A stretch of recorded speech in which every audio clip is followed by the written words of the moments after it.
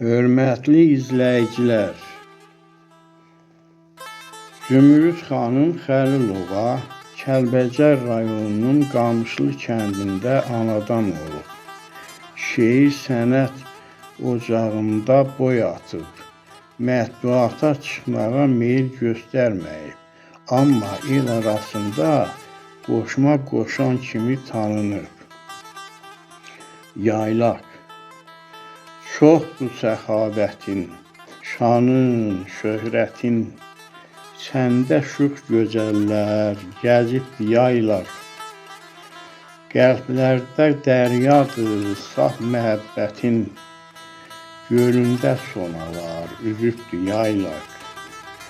3 ay el obadır əziz qonağın, üstündən əskilmir ağır yığınağın. Dildə dastan olub balın, qaymağın, qışda kim qoynunda dözüb yaylar. Dindirmə zümrüddə qalmayıb ürək, üzümə əsdirmə bəlalı külək. Olmusan könlümdə ən şirin dilək, həsrətin qəlbimi üzüb yaylar. Allah rəhmət eləsin, məkanı cənnət.